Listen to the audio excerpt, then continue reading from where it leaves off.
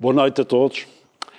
Na sequência da proposta da Câmara Municipal de Angra do Heroísmo de que se assinalasse a passagem do aniversário de 200 anos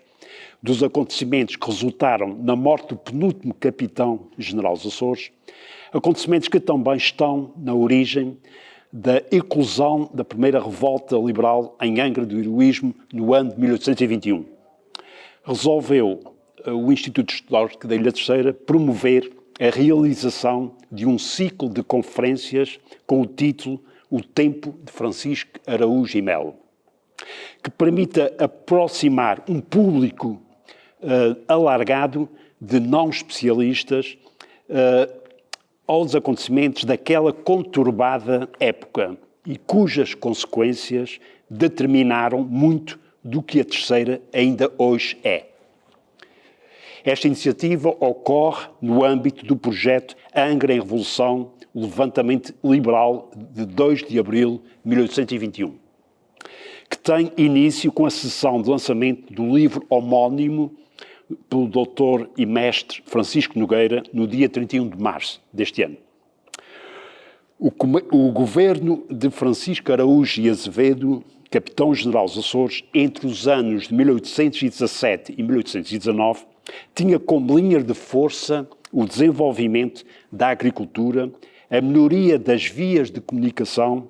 e a reorganização das forças armadas, mas, muito embora tenha começado com grande expectativa e bons auspícios, a sua ação foi desastrosa, devido não só à maneira prepotente como a exerceu, mas, sobretudo, pela sua incapacidade de mandar sem gerar conflitos com a maioria dos cidadãos. Acresce que o tempo de Francisco Araújo e Azevedo foi ele próprio um tempo de transições, um tempo de emergência e de afirmação de novas ideias e ideologias. Um tempo de surgimento de novos atores sociais, muitas vezes com interesses conflituantes. Não só a nível local e regional, mas também no todo nacional, a pressão de uma nova ordem em que a arquitetura do poder do antigo regime começava a dar lugar ao liberalismo, animava toda a Europa e a Terceira não ficou imune. Apesar de ter concluído o seu período governativo no ano de 1819, continua a residir em Angra, tornando-se um dos cabecilhas da primeira Revolução Liberal na Terceira, que eclodiu a 2 de abril de 1821,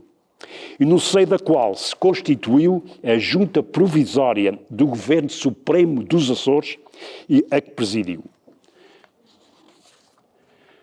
Mas porque a contra-revolução não se fez esperar, Francisco de Araújo e Azevedo foi assassinado no Castelo de São João Batista na noite de 3 de abril. As 4 conferências deste ciclo pretendem abordar, portanto, este tempo conturbado e procurarão fazer alguma luz sobre questões como as medidas governativas do final da vigência da Capitania-Geral, o seu alcance e as consequências que daí advieram para a Terceira e os Açores. Tendo em conta a atual situação pandémica em que vivemos, optou-se por privilegiar um modelo híbrido, em que apenas 2 conferências serão presenciais, com limitação de 30 pessoas, mas compensado pela ampla transmissão das 4 conferências em direto pela televisão, através da Açores TV, Vitec, e das redes sociais como o Facebook. A Câmara Municipal de Angra do Heroísmo, na pessoa do seu presidente, o professor Dr. Álamo de Menezes, o meu agradecimento pela oportunidade dada ao Instituto Histórico da Ilha Terceira para prestar este serviço que cabe perfeitamente dentro das suas funções e da sua missão. Aos conferencistas, especialistas das matérias em causa e sócios do Instituto Histórico de Ilha Terceira, agradeço a disponibilidade em colaborar em mais esta iniciativa do nosso Instituto, no importante papel de divulgador da história local e passo a apresentar o nosso primeiro convidado, o Dr. Ricardo Madruga da Costa, que vai falar-nos sobre Francisco António Araújo e Azevedo, capitão-general no contexto do seu tempo, as suas funções e a sua relação com a Revolução Liberal em Angra, portanto, entre 1816-17 e 1821. Ricardo Madruga da Costa nasceu na cidade da Horta, em 1944. É licenciado em História pela Universidade dos Açores. Doutorou-se em História Moderna pela mesma universidade, com uma tese sobre a Capitania Geral dos Açores. E em 2012 completou o projeto de pós-doutoramento intitulado O Século de Abney, em que se debruçou sobre as relações entre os Açores e os Estados Unidos da América no século XIX. Sócio do Núcleo Cultural da Horta, de que foi editor do boletim entre 2008 e 2017 e sócio efetivo do Instituto Histórico. Em 2009 foi eleito primeiro presidente do Conselho Geral da Universidade dos Açores, tendo sido reeleito em 2013, cargo que exerceu até 2015. No âmbito académico, é membro honorário do Centro de Humanidades, o CHAM, da Universidade dos Açores, da Universidade de Lisboa, Universidade dos Açores, e em 2019 foi eleito académico honorário da Academia Portuguesa de História. No ano letivo de 2017-2018,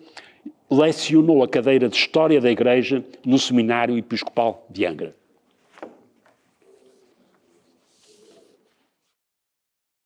Sr. Presidente, muito obrigado pelas suas amáveis palavras.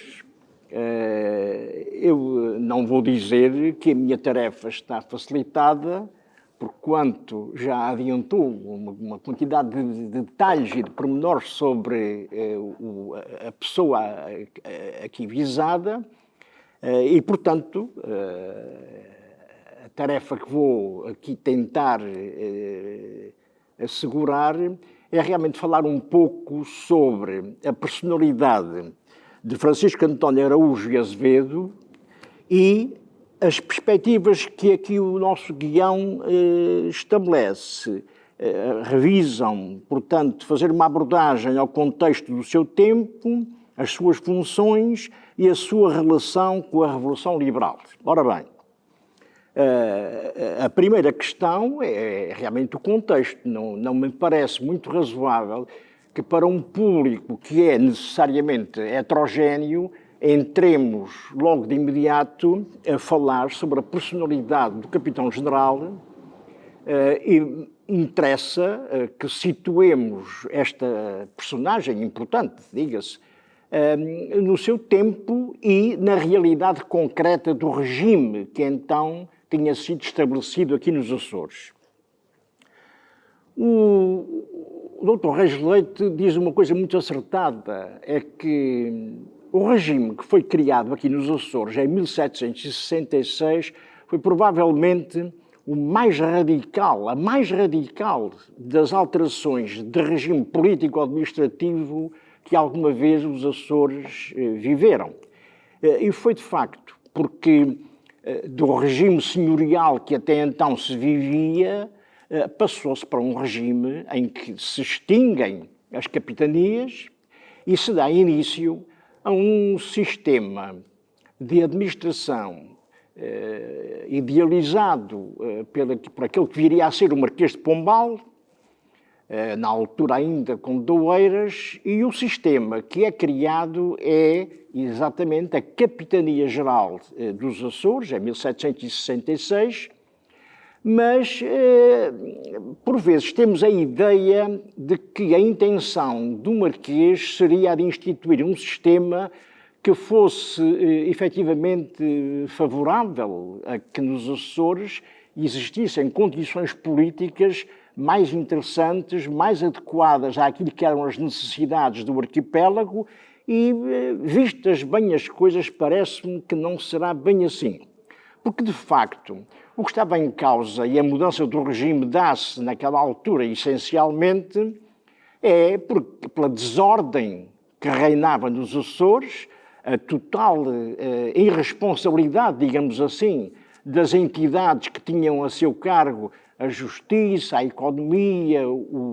enfim, a atividade todas as realidades que tinham a ver com o exercício do poder municipal, tudo isso estava numa situação que era tida como muito negativa. E o Marquês não estava para ceder mais a isso, tanto mais que uma das questões mais complicadas, mais complexas, que afligiam a corte era a forma como a fazenda, como as rendas reais eram administradas aqui nos Açores, porque perdiam-se. Não havia propriamente um controlo, não havia cuidado, não havia seriedade. Cada um usava e abusava do uso dessas rendas da forma que lhe apetecia. E essa, sim, essa provavelmente terá sido uma das maiores preocupações do Marquês, que era, enfim,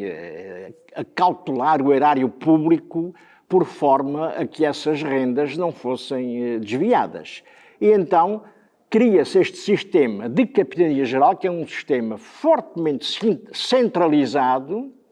um sistema em que a presença e a criação dos juízes de fora vai dar ou vai estabelecer relações de alguma suspeita latente em relação àquilo que era efetivamente a ação das câmaras, porque os juízes de fora vão ser, de facto, os presidentes das câmaras dos Açores e são, evidentemente, pessoas fiéis à corte, a quem os nomeou. De maneira que a vida político-administrativa dos Açores decorria efetivamente de uma forma que carecia de uma intervenção que fosse, enfim, enérgica, que fosse rigorosa, e é por isso que se cria, no novo regime, em 1766, em que foi o primeiro e muitas vezes louvado, o primeiro capitão-general, o Dom Antão de Almada, que vem para cá, em 1766, traz um regimento muito rigoroso para a sua ação concreta, e nessa ação vão ser estabelecidos órgãos próprios do regime, ou seja, por exemplo, cria-se a Junta da Fazenda. Essa Junta da Fazenda era essencial, exatamente porque a ela cabia a tarefa de arrecadar e administrar as rendas reais. E o pior é que a maior parte dessas rendas reais eram efetivamente drenadas para o erário, mas em Lisboa, na corte. E o que cá ficava era muito pouco. Os capitães-generais tinham a preocupação de liquidar as pessoas que dependiam da sua ação, a parte militar, o juiz de fora, quer dizer, todas as entidades que dependiam do capitão-general eram pagas pelas rendas reais, mas para ele, capitão-general, para ele poder administrar e prover a um possível desenvolvimento da economia dos Açores, a verba disponível era quase ridícula. Ele tinha uma autonomia de 400 mil reais por ano e, portanto, isto não dava para nada. O Marquês de Pombal não estaria muito preocupado com isso quando criou o sistema de capitania geral, porque, de facto, a minha visão é que o que ele mais desejava era efetivamente garantir a arrecadação correta, a arrecadação rigorosa e a transferência dessas rendas para Lisboa. Esse é que era o propósito. porque de resto a ideia de racionalizar a administração regional dentro dos princípios daquilo que muitas vezes alguns historiadores consideram ser o sistema que ele, enfim, ele na frequência que teve da Corte de Viena, na Corte de Inglaterra, teve acesso a formas atualizadas, modernas de governo enfim, admite-se que ele poderá ter querido criar aqui nos Açores um sistema que de alguma forma refletisse essa forma de uma visão política do chamado despotismo esclarecido, que há muitos historiadores que não perfilham essa ideia. Ora bem, criado este regime, são nomeados ciclicamente, são nomeados capitães-generais que aqui vêm, nomeados pelo rei, evidentemente, e a sede da Capitania-Geral é aqui em Angra. Durante este período, sobretudo o período até ao final do século XVIII, pode dizer-se que a ação governativa é muito ténue, muito pouco significativa, exatamente porque os meios eram reduzidos. E havia uma certa hostilidade entre o capitão-general e os poderes constituídos, neste caso a Câmara, porque as câmaras sentiram que o capitão-general vinha como que tomar de assalto aquilo que eram as suas competências. E, evidentemente, isso aconteceu porque as rendas que o capitão-general arrecadava também para uso da própria capitania, uma boa parte era proveniente das câmaras. As câmaras passaram a ver as suas verbas muito reduzidas. Bom, mas o pior é que, com o tempo vem o abrandamento do rigor, vem, de alguma forma, o relaxamento das práticas que deveriam ser observadas e vem a falsificação de moeda, sobretudo no período do governo provisório, quando se dá a morte do Denis Gregório. Esse período é um período muito difícil e não havia possibilidade de colmatar com soluções adequadas o problema que estava criado. E a moeda, além de escassa, porque a economia dos Açores nessa altura era uma economia muito pouco monetarizada, além de escassa, havia, portanto, uma enorme quantidade de moeda falsa em circulação, o que criava um problema sério. Inclusive, justificou a vinda de Lisboa de um jurista para ajudar a Capitania-Geral a tentar resolver esse problema. Bom, mas entrando no início do século XIX, dá-se aqui uma alteração bastante substancial em que se dá praticamente uma refundação da Capitania-Geral, exatamente devido à fragilidade do sistema e do seu funcionamento. E então há um reforço das competências do Capitão-General, e é um reforço muito significativo em que o poder do Capitão-General sobre as câmaras, e inclusive sobre os corregedores, passa a ser muito mais efetivo, muito mais rigoroso, só que estas intenções de reforma do sistema acabam por chocar com a realidade política. E a realidade política é que na entrada do século XIX, quer dizer, nos primeiros anos que antecedem o século XIX, já se deu a campanha do Roussillon, em que Portugal passa a ter uma situação muito complicada, porque a Espanha faz uma paz separada e Portugal fica como se estivesse em guerra com a França. Isto é o começo de uma situação política que vai acabar por chegar às invasões francesas, e é por isso que em 1807 se dá a transferência, entre aspas, da coroa para o Brasil e a relação entre os Açores e a corte passa a dar-se diretamente com o Brasil e não com a regência em Lisboa, e isso pela distância envolvida, pelo tempo das comunicações que aqui estava envolvido. Tudo isso complica a vida dos Açores. E por isso, o século XIX, a partir sobretudo da ida da corte para o Brasil, entra num período muitíssimo complicado em que as ameaças de guerra, a necessidade de reforçar as tropas,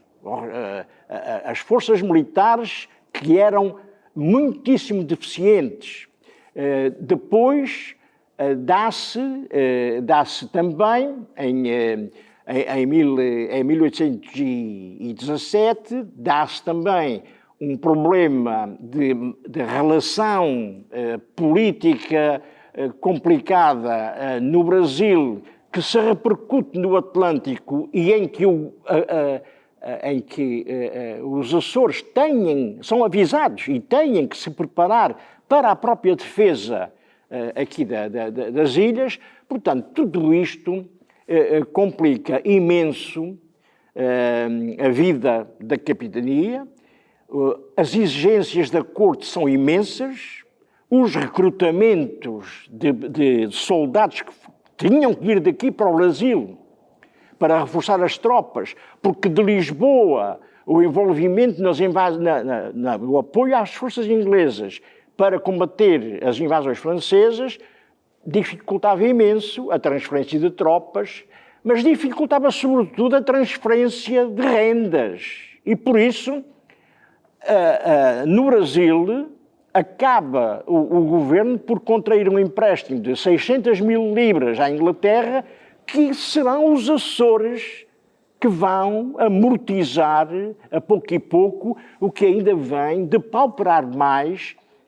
a capacidade da Capitania-Geral em poder gerir as situações que tem que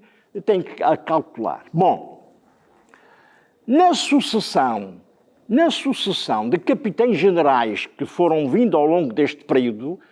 até chegarmos ao nosso Francisco António Araújo Azevedo, são 7. A contagem é feita em que o Araújo Azevedo é o 8º capitão-general aqui dos Açores e, portanto, durante todo este período, quase se poderia dizer que a vida político-administrativa do arquipélago é assim uma espécie de uma vida vegetativa, não se progride, não se consegue tomar qualquer iniciativa e todas as iniciativas, as poucas que se vai tomando, têm resistências locais, sobretudo das elites locais, que foram sempre um problema grave que os capitães-generais tiveram que enfrentar. Bom, e é assim que em 1817 chega à terceira o capitão-general Francisco António Araújo Azevedo. É preciso notar que ele, embora fosse designado capitão-general, mas estas designações de capitão-general não correspondem exatamente àquilo que, em termos militares, aqueles que eram militares, não eram todos, mas o capitão-general Azevedo era de facto militar, era brigadeiro, tinha o posto de brigadeiro do Exército. E talvez por isso, uma das grandes preocupações como capitão-general foi o tentar restaurar a tropa, restaurar os corpos militares, quer a chamada tropa paga, que era diminuta e mal preparada mesmo assim, e depois as milícias, um pouco mais bem preparadas do que as ordenanças, e, por fim, as mais numerosas companhias de ordenanças, que eram, do ponto de vista da sua capacidade militar, eram uma coisa, enfim, para esquecer. Não tinham efetivamente nem armamento, nem poder, nem treino. Existiam apenas de uma maneira quase formal e, sobretudo, para dar lugar a que os senhores das chamadas elites locais, ou aristocracia local, fosse nomeada capitães de ordenanças, que era uma coisa assim um pouco pomposa. Bom, portanto, uma das preocupações do capitão-general foi efetivamente tentar reformular a forma de funcionamento da tropa, sobretudo aqui na Terceira e também em São Miguel. Ele deu instruções precisas e concretas para São Miguel, no sentido da tropa ser organizada, preparada e treinada, no sentido de ser efetivamente uma tropa em que se pudesse confiar. Mas, para além disso, a sua grande preocupação aqui na Terceira foi o desenvolvimento da agricultura.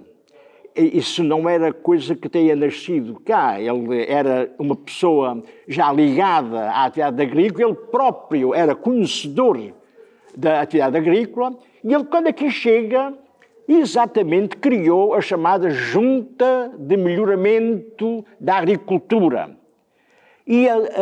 adstrita a esta Junta de Melhoramentos da Agricultura criou uma inspeção agrícola que não era para verificar se havia ou não agricultura a funcionar. Era uma inspeção agrícola que tinha como função exatamente prover o ensino de técnicas, colaborar com alguém, as pessoas, grupos que estivessem dedicados à agricultura, a ensinar as melhores técnicas, os melhores processos, para que efetivamente a agricultura se desenvolvesse. Neste processo do desenvolvimento agrícola, o tenente-coronel, o capitão-general Araújo Azevedo criou situações que vieram a torná-lo talvez o capitão-general mais odiado da história dos capitães-generais. Era tido como pessoa rigorosa em extremo, era tido como pessoa que era implacável nas exigências que fazia, quer na área militar e também na área agrícola. Porque ele criou um sistema de afuramentos que veio revolucionar a agricultura aqui na Terceira, porque isso, enfim, feria os interesses, sobretudo, do povo miúdo que estava habituado aos baldios de utilização livre e tudo o que fosse, portanto, qualquer forma de controlar o exercício da agricultura e de limitar os poderes e a capacidade de utilizar pastos, aos baldios como pastos, para livremente irem buscar as suas lenhas, irem buscar a erva para o seu gado. Tudo isto era um obstáculo enorme que o povo olhava com grande receio e que despertou aquilo que a história refere mesmo como sendo um verdadeiro ódio à personalidade do capitão-general. Esta situação vai acabar por criar situações muito mais complicadas quando o povo revoltado dá em destruir, em partir, em ir aos campos para destruir, enfim, todas as cercas, tudo aquilo que fosse, inclusive casas que tinham sido construídas, destroem tudo e, portanto, a relação do capitão-general Araújo de Azevedo com o povo miúdo daqui da Ilha Terceira é uma relação péssima. Portanto, juntam-se os ódios populares pelas contrariedades que a exigência na parte militar é feita por ele e juntam-se agora também os ódios por uma exploração agrícola que é contra os interesses do povo, ou pelo menos que o povo considerava não constituíam os seus interesses, e isso, enfim, torna o capitão-general Araújo Azevedo alguém muito antipático. Bom, entretanto, chegamos ao final do seu mandato e o capitão-general entende fazer uma visita a São Miguel. E é a primeira visita em mais de 50 anos, porque depois da visita que o Dom António de Almada fez a São Miguel, e que foi também uma visita um pouco desastrosa, porque ele era praticante de excessos, e isso não foi bem recebido, mas nunca mais um capitão-general tinha feito visita a uma qualquer ilha do arquipélago. E então, Araújo Azevedo, e mais preocupado até nessa altura com a parte militar, vai a São Miguel e fica desesperado ao verificar que as instruções que tinha dado no sentido de reorganizar a tropa, quer a tropa paga, quer militância, quer as milícias, quer as ordenanças, ninguém tinha observado, nem pouco mais ou menos, as instruções. E ele não teve outra coisa que fazer senão exigir mesmo, da parte dos oficiais, a imediata tomada de ação no sentido de treinar e preparar aquelas tropas para estarem efetivamente aptos à defesa do arquipélago. Porque este problema da defesa do arquipélago não era a defesa em relação, por exemplo, aos navios franceses que pudessem vir por aí abaixo, porque já nem tinham capacidade para isso, porque depois da Batalha de Trafalgar, em 1805, os franceses deixaram de poder fazer viagens longas pelo Atlântico dentro. Aqui o que estava em causa eram os espanhóis, porque quando as colónias espanholas começam a querer desvincular-se do reino e começam a surgir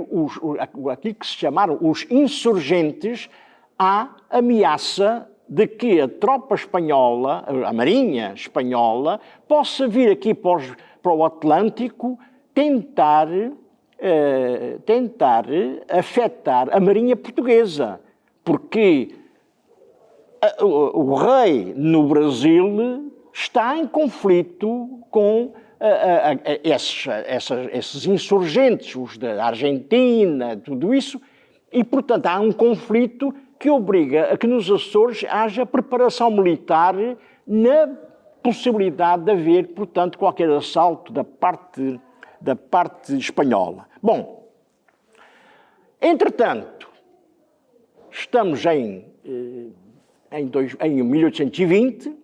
e em São Miguel, onde também ele tentou reformular a agricultura com os tais afuramentos e tudo isso, e construção de estradas para aceder aos terrenos, tudo isso, mas, entretanto, o capitão-general, que já estava de missionário, digamos assim, tem conhecimento do pronunciamento liberal de 24 de agosto de 1820 no Porto. E, ao perceber isso, sente a necessidade de vir para a terceira e regressa à terceira. Tanto mais que já teria conhecimento da nomeação do capitão-general Gaspar Garção Stockler, é um nome único nesta quantidade de capitães-generais que apareceram em Guiana, é um nome esquisito, mas era este cavalheiro Stockler vai ficar famoso a vários títulos, porque ele é nomeado como capitão-general, ele chega à terceira em setembro e, portanto, ele sabe muito bem que já houve um pronunciamento liberal no norte do país a 24 de agosto de 1820. O capitão-general de missionário, Araújo Azevedo, a vinda para a terceira é, digamos, justificada por este conhecimento e por perceber que tinha que estar aqui a aguardar a vinda do outro, embora essa vinda fosse para ele desagradável. Neste momento já não tanto, mas houve uma altura que ele queria estar em São Miguel exatamente para evitar ter que receber o nomeado capitão-general. Ora bem, o contacto com os dois não se dá imediatamente, porque quando o Stockler chega à terceira, ele não está em Angra, dá-se depois, e há aqui uma série de equívocos. Por um lado, algumas elites aqui da terceira pensariam que o capitão-general Araújo Azevedo seria um progressista, um liberal. Acho que ninguém pode dizer se era ou se não era, porque o que ele era, sobretudo, era fiel ao rei, e ele sabia muito bem que estava em processo de juramento uma Constituição e, portanto, ele era sobretudo fiel ao rei. E o outro equívoco passa-se igualmente com Stockler, porque é também considerado como alguém que seria liberal, mas não era liberal coisa nenhuma. Era antiliberal, fortemente antiliberal. E, portanto, estas duas criaturas chocam-se e, ao chocarem-se, gera-se um processo, digamos, político de delimitação de grupos, uns a favor de Stockler, outros a favor do antigo capitão-general Araújo Azevedo, e cria-se, portanto, aqui, também com a ajuda dos chamados deputados da Amazonas, que era gente politicamente sabedora do que era o liberalismo e do que eram, portanto, as necessidades políticas que estavam em causa com a proclamação da Constituição, e, portanto, cria-se aqui um clima muito complicado, conflituoso, e, já estou a alongar-me demais, mas o certo é que o Stockler acaba por ter que se refugiar na praia, o capitão-general, o ex-capitão-general Araújo Azevedo, fica em Angra, e quando o Stockler percebe que estar na praia não é solução e tem que vir para Angra, ele, quando vem para Angra, o encontro com Araújo Azevedo é um encontro, ele próprio também equívoco, porque dá a impressão que o Stockler estaria a render-se e estaria, portanto, a reconhecer que tinha que ser fiel à Constituição, tinha que ser fiel à ideia liberal, e o Araújo, o capitão-general Araújo Azevedo, toma isto como verdadeiro. E, entretanto, vai para o castelo, mas o Stockler não fica sossegado, arrebanha efetivamente num grupo, há prisões, há sequestros, há violência, é uma coisa incrível. E então, com tropa, vão de assalto até ao castelo, e nessa ida ao castelo surge alguém armado que dispara sobre o Araújo Azevedo, que veio à janela, dia 3 de agosto, a 3 de abril de 21, e nessa altura dá-lhe um tiro que terá sido um tiro que o matou imediatamente. Ora bem,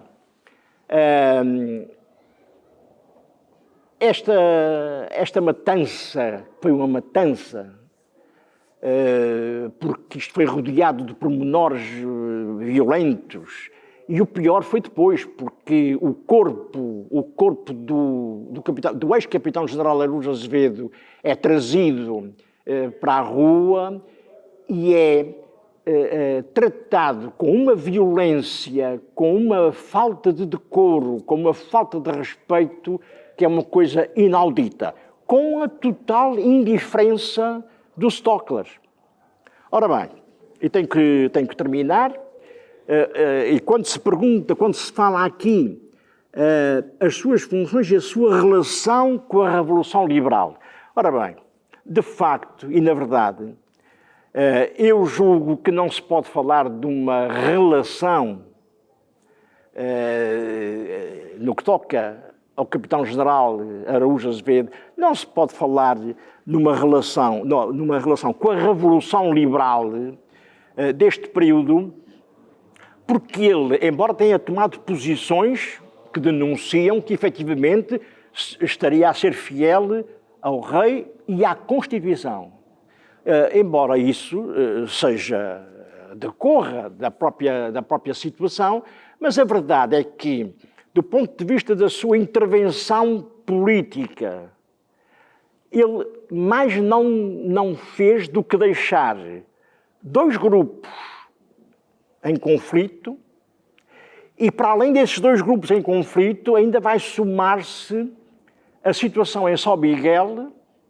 que é uma situação que vai ser muito complexa, porque São Miguel, de facto, não estava nada interessado no constitucionalismo, nem no liberalismo, nem coisa nenhuma. Estavam interessados era no separatismo. O que queriam era deixar de estar sob aquilo que chamavam o jugo da terceira. Portanto, Araújo Azevedo, no seu confronto político com Stockler, cria efetivamente uma situação de conflitualidade que tem repercussões políticas que vão ter uma enorme influência no decorrer do processo da implantação do liberalismo aqui nos Açores, na Teixeira em particular, mas de forma efetiva foi tendo um fim trágico e a sua ação como capitão-general salda-se efetivamente num conjunto de ações que acabaram por despertar ódios, conflitos e, portanto, a imagem que se pode ter dele não creio que seja a mais simpática, a mais amável. E já fui mais longe do que era para ir. Muito obrigado. Obrigado.